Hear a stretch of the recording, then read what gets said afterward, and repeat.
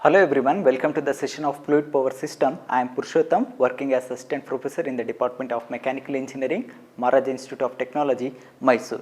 In the previous session, we learnt about the air motors as well as the pneumatic control valves. Under pneumatic control valves, we studied the directional control valve. Okay. So, in today's session is about the pressure control valves and flow control valves. Pressure control valves and flow control valves. So, the first one is pressure control valves. As the name itself suggests, the pressure control valves which is used to regulate or control the pressure of the fluid flowing through valve or some confined place. That means the fluid which is used in the pneumatic system to regulate the pressure or control the pressure, we are going to use the pressure control valves. So, on these pressure control valves, we can see these three types, that is pressure limiting valve, pressure sequence valve, pressure regulator or pressure reducing valve, pressure regulator or pressure reducing valve. So, in pressure limiting valve, what will happen? So, we are going to set some prescribed pressure. For example, the pressure has to be around 20 bar. Then I am going to adjust this prescribed pressure or permissible pressure. So, in the valve. So, till that pressure, so the valve which doesn't open or which doesn't allow to flow the fluid through it. So, when the system pressure which exceeds this 20 bar pressure, then what will happen? The valve which gets opened and relieve the pressure.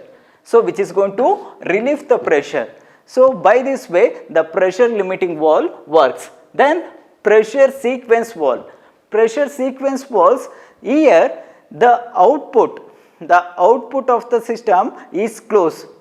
So, the valve which is closed, so then here also we are going to set some prescribed pressure. When the system reaches that prescribed pressure, till that time the outlet is closed. So, when the system reaches that prescribed pressure, the fluid which is going to flow from the inlet to outlet. So, this sequencing valve that can be used for performing some operations where the limiting pressure has to be set to do that certain operation. In that cases, we can use this pressure sequence valve. Okay. Then pressure regulator or pressure reducing valve. Okay. In this valve, in this type of valves, irrespective of input fluctuation or output fluctuation in the pressure, the fluid output should be constant. That means the pressure of the fluid output should be constant. That has to be maintained by using pressure regulator or pressure reducing valve. Okay. So, to regulate this pressure, so we are going to use the diaphragm and piston. To sense the pressure, we are going to use the diaphragm and the piston. The diaphragm which is very sensitive to the pressure changes. So, for this, so which is used for to measure or to sense the less pressure, which is around 0.025 bars. Okay. When the pressure is in the less order, then we go for the diaphragm. Okay. When for the excess pressure, so if you want to control the excess pressure, then we go for the piston. We go for the piston. Okay. This is about pressure regulator or pressure reducing valve. In that the output pressure that should be constant. Okay. Then next we move on to the direct pressure relief valve. Direct pressure relief valve. This will be the schematic representation which shows the direct pressure relief valve. This will be the inlet pressure which is come from the system. This is the adjusting screw. By using this adjusting screw, we can set the prescribed pressure. For example, if the system that has to be maintained at 20 bar, then that 20 bar pressure that can be adjusted by using this adjusting screw. Then this will be the puppet. So, this puppet which is going to yield in position by using this spring action. So, by using this spring we are going to yield the puppet, then this puppet which is going to block the inlet passage, Then, so when the pressure which exceeds the system pressure, then what will happen? the fluid which is going to lift this puppet, the fluid which is going to lift this puppet, then the fluid from the puppet which is going to out, the pressure which is going to relieve through this port. So the excess pressure present in the system which is going to relieve through this port. Okay, so by using this we can maintain the system pressure. Once the pressure is relieved, then which is comes under or comes close to the system prescribed pressure, then automatically by using this spring force, the puppet which is going to come into the place, then which is going to block this inlet port, which is going to block this inlet port. By this way, so the direct pressure relief valve which works. Okay, next we move on to the pilot operated pressure relief valve. So before this, so in pneumatic control, so we can see two types of control. First one is direct control and indirect control. So direct control means the valve which is going to control the actuator by direct actuation. So by direct actuation of the control valve, we can control the actuator in direct control method. So in indirect control, the valve which is going to control the actuator by using another valve. So that means whatever the valve we are going to use to control the actuator, that valve which is going to control by means of another valve, that type of valve which is called as pilot valve. So for this we are going to use the pilot valve. Then the valve which is going to control by pilot valve, which is called as pilot operated control valves. So the valve which is controlled by pilot valve, which is called as pilot operated control valve. Now we can see pilot operated pressure relief valve. So in some cases, so to actuate the valving element in the control valves, we need extra force. So to actuate the valving element, we need extra force. For that, so we are going for the pilot valves. Pilot valves. Here you can see this will be the schematic representation which shows the pilot operated pressure relief valve. So okay, in this will be the main valve. So this portion which is the main valve, which contains the piston and stem as well as then orifice, the piston which is having a orifice. This will be the main valve. This main valve which is going to actuate by using another valve, so which is called as pilot valve. Here this portion, so this will be the pilot valve, which is nothing but puppet type pilot valve. Okay, you can see the coming to operation. So in main valve you can see the pressure line which is connected to the tank port as well as the system port. So when you are going to supply the pressurized fluid which is going to connect to the system port as well as the tank port, but here the tank port which is blocked by using what? Stem. So this tank port which is blocked by using stem.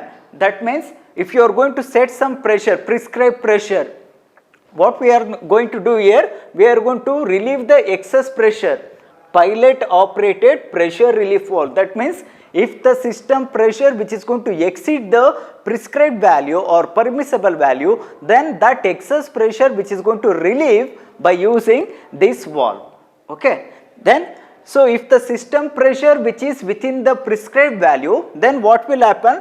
So the fluid from the pressure line which is going to enter to the system line. In that time, so this stem which blocks the tank port, this stem which is held in position by using this spring. Now, so when the fluid is flowing from the pressure line, pump line to the system line, so at the same time, so what will happen? So the fluid which is going to enter through this orifice in the piston, then which flows through the pilot line, then which comes here, the puppet which is held by spring action, then the prescribed pressure of the system which is adjusted by using this adjusting screw. The prescribed pressure which is adjusted by using this adjustment screw. So when the fluid comes here, so if the fluid pressure which is within the prescribed one, then this puppet which is held in this position by using this spring and the adjustment screw. Okay, so that means this puppet which is not going to move. So that means the fluid pressure which is blocked here, the fluid is blocked here. That means, so the fluid from the pump line which is going to the system line directly. Okay, then there will be a balance created between the upper portion of the piston as well as the lower portion of the piston. Okay, the pressure on this upper portion of the piston which is balanced with the pressure in the lower portion of the piston, at that time the fluid easily flow from the pump line to the system line. If the pressure in the pump line which exceeds the prescribed pressure, what will happen? The fluid here which is going to push the puppet, For example, the prescribed pressure around 20 bar, if the pump line pressure which is around 22 bar, then what will happen? The excess pressure which is going to push this puppet, then the puppet which moves inside, then the fluid which starts to flow through the stem and to the tank. The fluid which starts to flow to the pilot valve through the stem to the tank. That means there is a unbalance created between the upper portion of the piston as well as the lower portion of the piston. So due to this unbalance, what will happen? So the pressure which increases at the lower portion of the piston, which is going to push the piston upwards. That means the stem which is going to move upwards. Then the excess pressurized fluid directly go into the tank. The excess pressurized fluid which is directly going to the tank. So that means the excess pressure of the system which is relieved by diverting the fluid energy or fluid into the tank port. So once the system pressure which is under prescribed pressure, then automatically due to the spring action, again the stem which is going to sit in this position, that means which is going to block the pipeline or pump line to the tank port. Then the fluid which is start to flow from pump line to the system line. By this way, the excess pressure is relieved by using pilot operated pressure relief valve. Okay. Next we move on to the flow control valves. So flow control valves, which is nothing but which is used to regulate the speed of the actuator in fluid power system. If you want to regulate the speed of the actuator, then we can achieve or accomplish by using flow control valves. So based on the geometry, we can see two types, fixed throttle or variable throttle. So the flow control valves, which is also called as throttling devices, just which is going to increase the flow of fluid or decrease the flow of fluid. So that's why which is called as throttling devices. So on geometry we can see two types, fixed throttle and variable throttle. This will be the symbol used for the fixed throttle. That means here there will be a fixed orifice, the diameter is fixed, that means the flow rate is constant here. So by using fixed throttle we can get the constant flow of fluid. Okay. So then variable throttle. So by using some adjustable needles or by means we can vary the flow of the fluid. So that means we can get the variable flow by using the variable throttle. So in the fixed throttle, so the fixed orifice is present. So by this the diameter of the orifice is fixed, the constant one, due to which the fluid has to be flow through that orifice only. From that the constant flow will be achieved. If you want to get the variable flow, that means at a time for a sequence we want excess flow rate, then for the further movement we want low flow rate. In that time we have to get the variable flow. So for that case we are going for the variable throttle. So that means So the speed of the actuator, which is directly proportional to the throttling, that means flow rate of the fluid. So the speed of the actuator, which is directly proportional to the flow rate of the fluid. So if the flow rate is excess, then the excess fluid which is going to fill the cylinder as quickly as possible, then that will cause the piston to move faster. If the flow rate is less, if the flow rate is low, then the fluid which is going to fill the cylinder which is slow, then which leads to the piston to move slow. That means speed of the actuator which directly depends on the flow rate of the fluid. So by varying the flow rate of the fluid, we can control the speed of the actuator.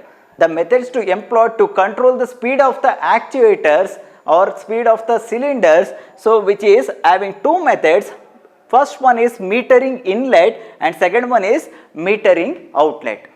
Metering inlet and metering outlet. So this metering inlet, which is also called as supply air throttling. Metering inlet, which is also called as supply air throttling. Here you can see a cylinder. So we are going to use variable flow control valve. This will be the variable flow control valve. So which is mounted at the inlet of the cylinder. So variable control valve, flow control valve, which is mounted or which is installed at the inlet of the cylinder. So when the pressurized fluid from the pump which is going to enter the cylinder, so due to this variable control valve, the fluid which is going to fill slowly, at this space, then once the fluid energy or pressurized air which is greater than the static friction and the resisting force, then the piston will starts to move. That means extension of the piston, so there will be a resisting force. That means the cylinder has to lift, for example, the cylinder which has to lift some load. So that means that will be the resisting force offered for the piston movement, right? So to overcome this resisting force, the piston has to move forward. That means the air pressure or pressurized air that has to be excess greater than the static friction as well as the resistance of the force, then only the piston which starts to move forward, the extension of the cylinder will takes place. But due to this, using variable control valve, the speed of the piston which is uniform for the constant resisting force. So if you are not going to vary the load, then for the given load, the speed of the piston or speed of the actuator which is uniform. The speed of the actuator which is uniform for the constant resisting force. If the load is constant, then the speed will be uniform in metering inlet method. Okay, so that is going to give the smooth operation. Next, coming to metering outlet, so which is also called as exhaust air throttling,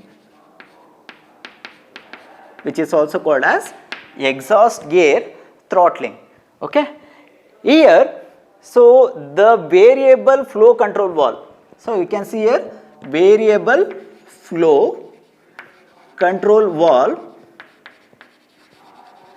which is installed at the outlet of the cylinder. The variable control valve which is installed at the outlet of the cylinder.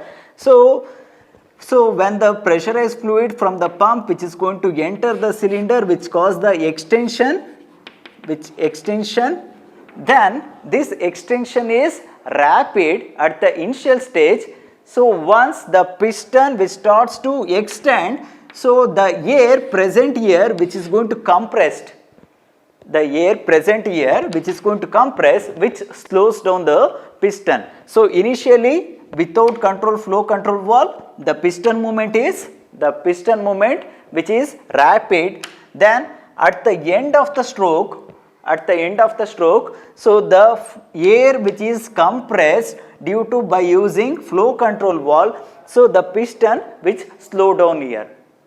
So by this way we can control the flow rate, or we can control the speed of the actuator by using flow control valve at inlet or outlet, or we can use this variable flow control valve at both. That means we can use at inlet as well as the outlet. Okay, next we move on to some special type of valves. So this will be the shuttle valve. So shuttle valve, which is an automatic direction control valve. So which is an automatic direction control valve, which is also called as double check valve. So we can also call this as double check valve. Double check valve. So you can see this. So this will be the construction features of shuttle valve, which contains the valve casing and which is having a 3 ports and 2 position. So which is having 3 ports and 2 position, or we can call this as 3/2 valve also. So for the valving element we can use the ball, spool or the shuttle. Here I am using the shuttle. So here we are going to use the shuttle here. The port A and port P both are inlet ports. These both are inlet ports, and port C is the outlet port. This will be the outlet port. Port C is the outlet port. So when you are going to supply the pressurized fluid through the inlet ports, if the pressure at the inlet port A is greater than B, then this shuttle which is going to move towards the port B, which is going to block the port B, then the fluid which is going to flow from the port A to the port C. If the pressure of the air at port A which is greater than pressure of the air at port B, then this shuttle which is going to move towards the port B, which is going to block the port B, then the fluid from port A which is going to flows to the port C, system port, outlet port. If the pressure of the air at port B which is greater than the pressure of the air at port A, then this shuttle which is going to move towards the port A, and which blocks the port A. So like this figure, which is going to block the port A. Here the port A is blocked by the shuttle. Then the fluid which is going to flows from port B to port C. Then if the pressure at both the ports which is almost same, if the pressure at inlet port A and inlet port B both are same, then the shuttle will remain at the center position, or we call it as neutral position. Then the fluid from the port A as well as the port B both will enter the port C. So this shuttle valve, so which is going to operate based on the OR gate logic. So that means, so if I draw the truth table for this, inlet port A, inlet port B, outlet port C. Okay, the eye pressure of the air which is given by 1. If the port is blocked, then which is given by, if the flow is 0, which is given by 0. Then if pressure of A which is greater than pressure of B, then port will be blocked. Then the outlet port, we can expect the flow to the outlet port. If the pressure of B is greater than port A, then port A will be blocked, then we can expect the flow at outlet. If both are having the same pressure, then which is at the neutral position, then we can expect the flow at port C. If there is no supply from port A and the port B, then there will be no flow to the port C. So this shuttle valve which works based on the OR gate. Then this one which is used in single acting cylinder. So this shuttle valve which is used in single acting cylinders, so to get the extension of the piston, Next, we move on to the quick exhaust valve. Quick exhaust valve. Here the quick exhaust valve, which is nothing but, so which is also type of the shuttle valve. Here we are going to use the valving element which is in the shape of shuttlecock. The valving element which is in the shape of shuttlecock, and here also we are going to see the three ports P, A and R. This will be the inlet port, this will be the outlet port, this will be the system port. So the purpose of using this quick exhaust valve is to exhaust the cylinder air to the atmosphere as fast as possible. By this way, in single acting spring loaded cylinder, so the retraction of the cylinder that can be achieved faster than the speed of the actuator or speed of the cylinder, which increases. So here coming to the operation, so this will be the valving element which is in the form of shuttlecock. These are the three ports P, A and R. So when you are going to supply the pressurized fluid or pressurized air from the port P, then the shuttle which is going to move towards the port R, which is going to block the port R, then the pressurized fluid which is going to enter the system port A. So if you are going to actuate the pressurized fluid, then what will happen? So the shuttle which is moving towards the port P, and blocks the port P, then the exhaust air from the system which is going to vent out through the port R. So when the pressurized fluid which supplied, then the shuttle which blocks the exhaust port R, then the fluid which passed through the pump to the system A, which caused the extension in single acting cylinder. So when the pump line or pressurized fluid is deactuated, then what will happen? The shuttle which move towards the pump and which is going to block this port P, then the exhaust air from the system which is going to vent out to the atmosphere through the port R. Okay. So this will be the symbol, graphical symbol which is used for the quick exhaust valve. So this one which represents the vent, and this will be the symbol which is used for the shuttle valve. Okay. Next we move on to the twin pressure valve. So if you want to supply the pressurized fluid from two inlet port to the outlet port, then we are going for twin pressure valve. You can see this, the construction feature which contains the casing, and this will be the spool. So the spool which starts to move towards right and left based on the inlet pressure movement. So if you are going to supply the inlet pressure or pressurized fluid from the port A, so then what will happen? So then the spool which starts to move towards the right and which blocks the port C. So that means the pressurized fluid which is not going to enter from port A to the port C. Okay. Then if you are going to supply the pressurized fluid from the port B, what will happen? The spool which starts to move towards the left and this spool which is going to block the port C. So the spool comes here which is going to block the supply to the port C. That means when you are going to supply the pressurized fluid merely from port A and port B, the fluid which is not going to enter the output port C. So then if you are going to supply the pressurized fluid at a time or simultaneously from both the port, then the pressure will be managed. The spool which remains in this position, which is called as neutral position, then only the fluid from the port A which is going to enter port C, as well as fluid from the port B which is going to enter the port C. That means at a time if you are going to supply the fluid from both port A and B, then the spool will be the neutral position, then the fluid which is going to reach the outlet port C. So this will be about the twin pressure valve. Then the next one is time delay valve.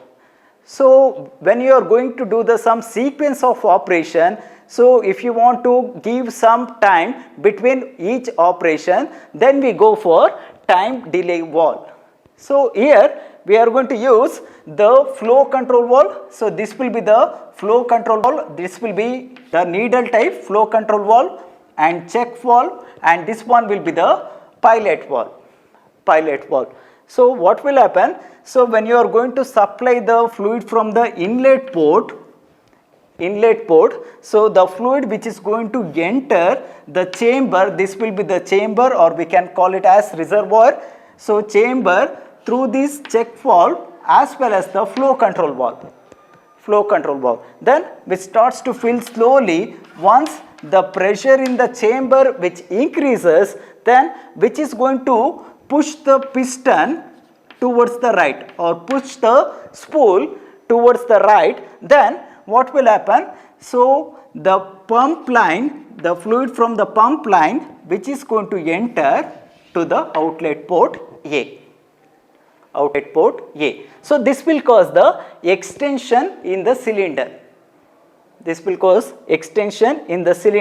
Then so while in the retraction, you can see this, the cylinder which is having compressed type which contains the spring. During the extension, the spring is compressed. So when you are going to deactivate the pump line, pressurized pump line, then due to the compressed force stored in the spring, the cylinder or the piston which starts to retract.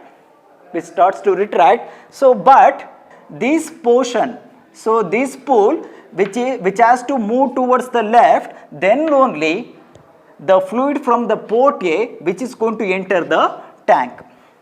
So for this movement, the fluid present here, the fluid stored in the reservoir has to be exhausted.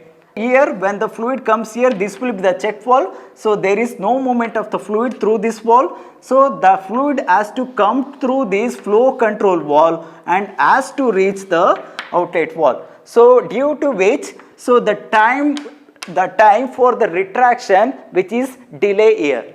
So when the pump line is deactivated, extended piston has to be retract. So for that case, the spool has to be moved towards the left. So here the fluid in the reservoir that has to be blocked by the check valve. So that has to be moved to the flow control valve. So due to which the time, the retraction time which is extended, from this we can do the next operation. So based on the needle valve as well as the size of this chamber, we can extend the time delay in the sequence of operation.